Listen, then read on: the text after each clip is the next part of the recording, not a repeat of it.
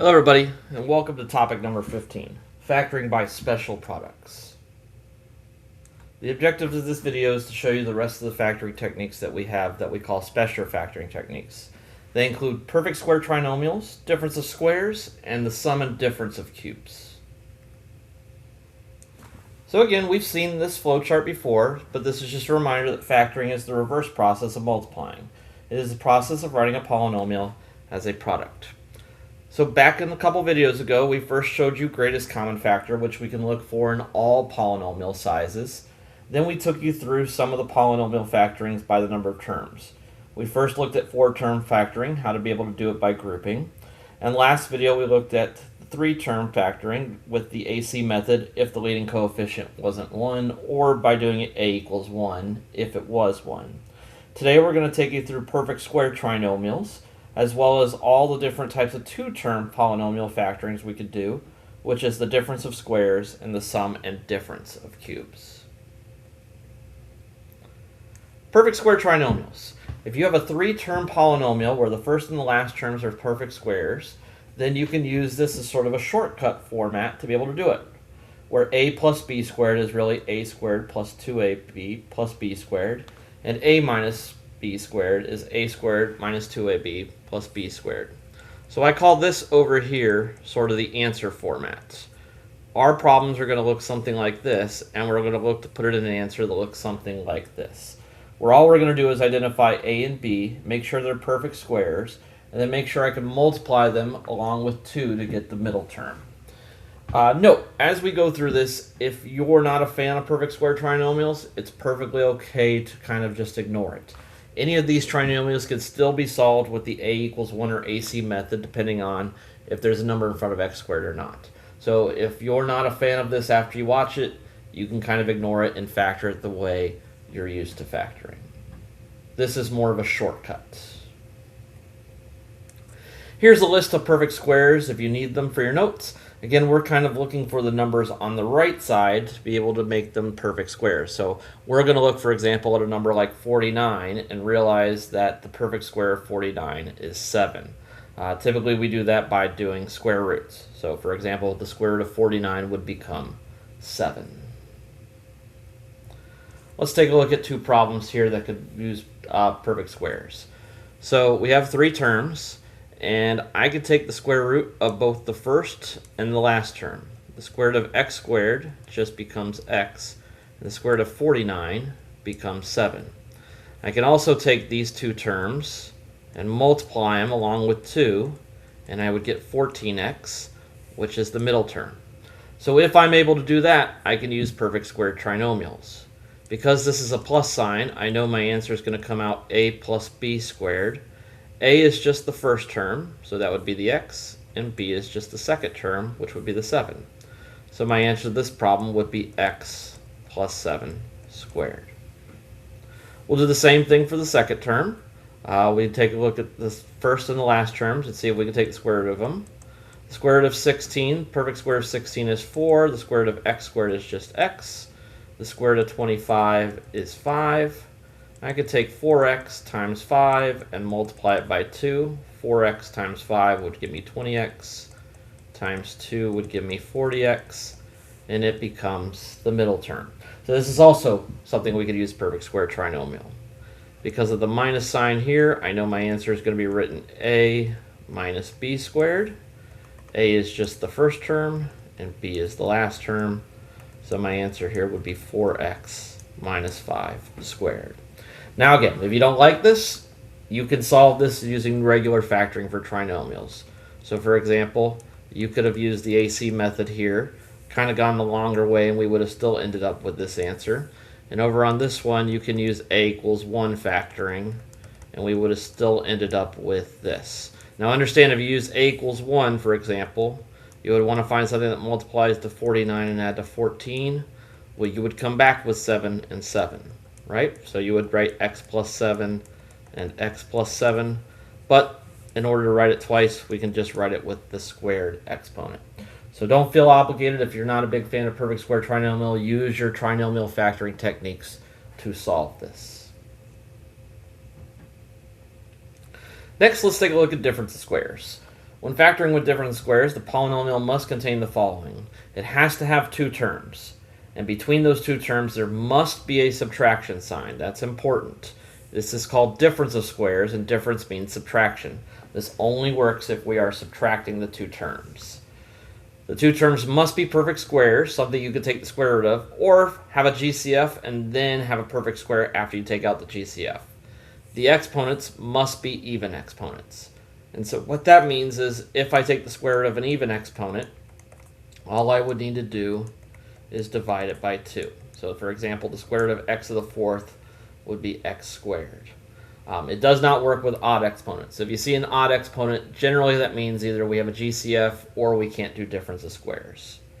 Our answer is going to look something like this. After we find a and b, we will plug it into two binomials with opposite signs. And it does not matter if we put the plus or the minus sign first. Let's go through a couple of examples. So if you look at number 1, I've got two terms with a minus sign. And if I could take the square root of each of these, this would be difference of squares. The square root of x squared becomes x, and the square root of 25 becomes 5. So my answer is simply x plus 5 and x minus 5. Again, for number 2, two terms, minus sign in the middle. The square root of 9x squared, square root of 9 is 3, the square root of x squared becomes x. The square root of 49 becomes 7. So my answer would be 3x plus 7, 3x minus 7. Now important, make sure whichever one we did first has to go first in the answer, which makes sense if you kind of think about it. We want this to be a negative 49, and the only way we can do that is if the last two terms, one is positive and one is negative. So make sure whatever order we do it in, this technically was A and this was B, that has to go in the order of A first and B second. We'll do the same for number 3, a minus sign with two terms. The square root of x squared is x. The square root of 16y squared is 4y. So this will become x plus 4y and x minus 4y. Now if we take a look at number 4, what sticks out right away is 20 and 125 aren't on our perfect square list. But we know 20 and 125 both have a greatest common factor. Because they both end in 5 or 0, we should be able to take out a 5 from everything. By dividing everything by 5, we're left with 20 divided by 5, 4x squared, and negative 125 divided by 5, negative 25y squared. Now, when we look inside of the parentheses, this we can do a difference of squares on. Both of these terms are square rootable. There's still a minus sign, and they still have two terms. The square root of 4x squared is 2x, and the square root of 25y squared is 5y. So when I factor the red part with difference of squares, I have 2x minus 5y and 2x plus 5y. But I'll also make sure I bring down the GCF that I had on the outside as part of my answer. Remember, any factoring technique, we have to look for a GCF and see if we can take it. A couple more examples here. Again, I take the square root of each of these terms. The square root of 64, x squared. Square root of 64 is 8. The square root of x squared becomes x. The square root of 9 becomes 3. So this would be 8x plus 3, 8x minus 3. Again, it does not matter the order that you write it in. Either one of these is acceptable answers. Don't be scared off by fractions. The square root of x squared is just x. The square root of 16 over 81 is the same as taking the square root of 16 and the square root of 81 separately. So the square root of 16 is 4, and the square root of 81 is 9. So my answer here would be x minus 4 over 9 and x plus 4 over 9. Be careful as you're doing your homework. A lot of people would jump right away into doing difference of squares here because it has two terms, and they'll say 64 and 25 are perfect squares and they have even exponents. But now if you take a look here, I have an addition sign. This will not work with an addition sign. because when I factor out, or when I multiply the last two terms, it always comes out negative. So difference of squares does not work here. We have to go through and see, is there any other way to factor it? So we would go through. There's no GCF here. 64 and 25 don't have anything in common. We can't do grouping because that would have 4 terms, and we can't do any of the trinomial factorings. So this would be something that is not factorable. Make sure you only do difference of squares if it has a minus sign between the terms. Again, don't be alarmed if the variable is second. Square root of 25 is 5, and the square root of w squared is w. Again, because the 25 was first, the 5 has to go first in the answer. So my answer here would be 5 plus w, 5 minus w, which again makes sense. If I do the w times the negative w, that's where I get back to the w squared.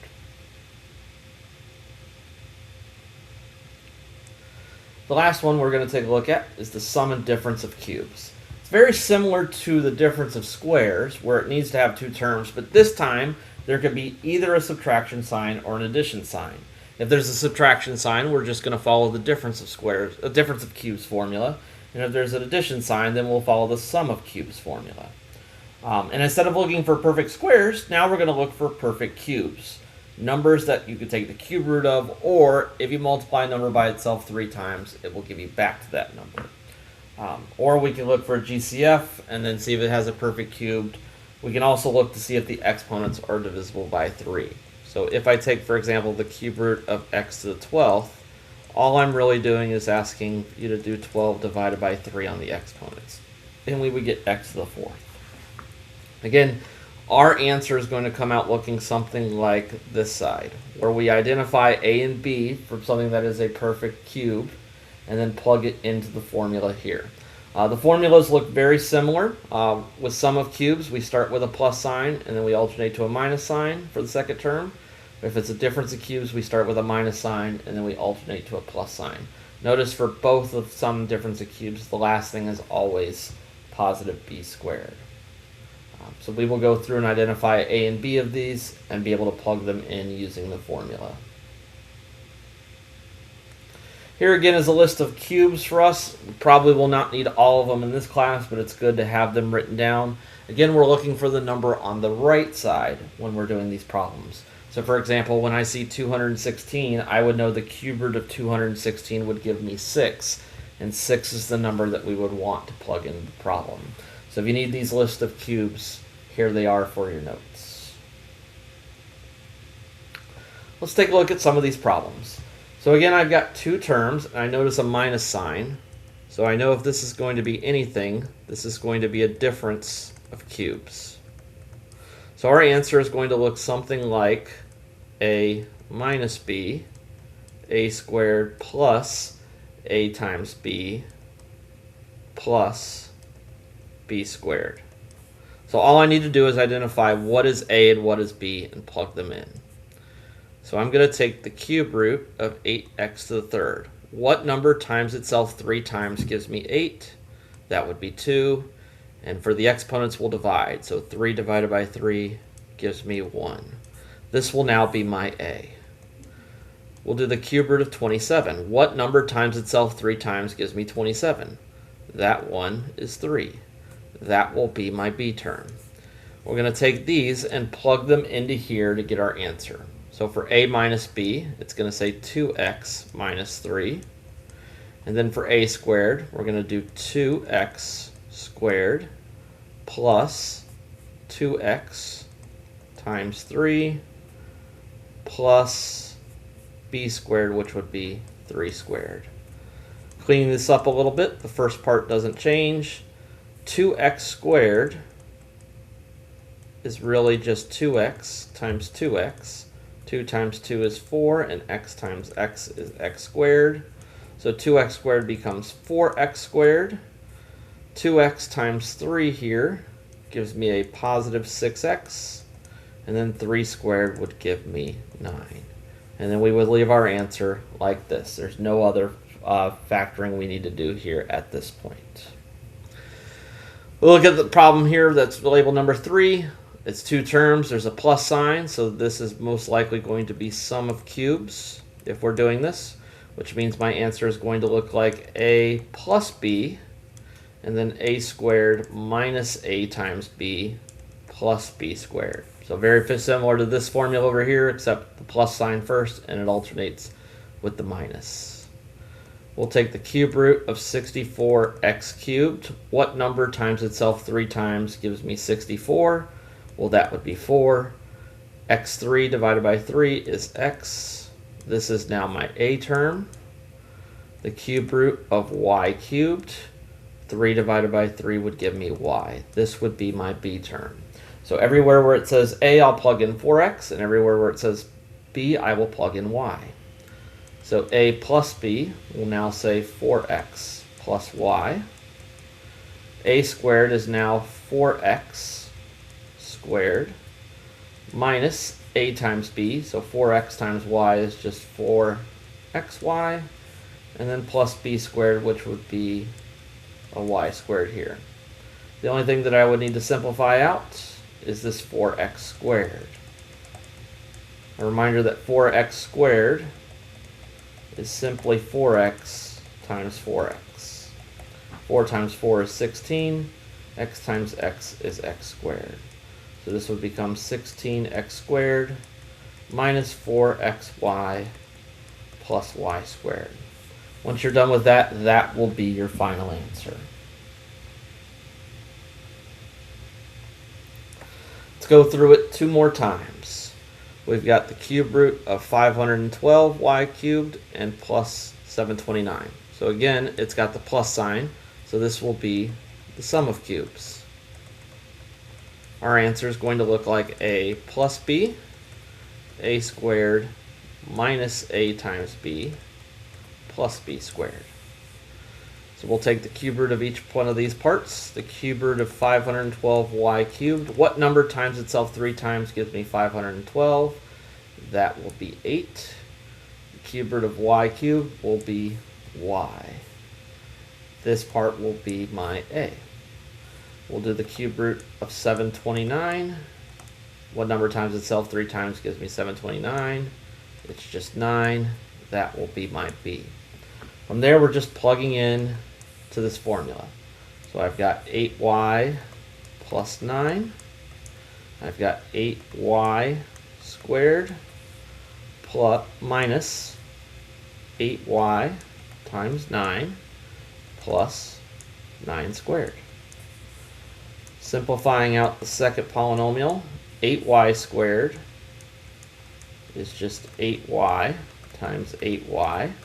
8 times 8 is 64. Y times y is y squared. So 64y squared minus 9 times 8y is 72y. And 9 squared would be 81. For my last problem, again, I've got 2 terms. Both of these would be part of my perfect cubes, and it's a minus. So this is going to be a difference of cubes. We're looking to have our answer to look like a minus b, a squared plus a times b plus b squared. The cube root of x cubed is just x. That ends up being my a. The cube root of 125, what number times itself 3 times gives me 125, is 5. That ends up being my b term. We'll use this and plug it into here. So a minus b is just x minus 5. A squared is just x squared. A times b, so 5 times x, is just 5x. And then b squared is just 5 squared. And the only part that we need to change here is the 5 squared. The 5 squared will become 25. So again, we're really just kind of taking those perfect cubes and then plugging them into the formula and simplifying where we need to for difference of cubes and for sum of cubes. Again, these are only factoring techniques that can work when you have 2 terms, and as well the terms are perfect cubes.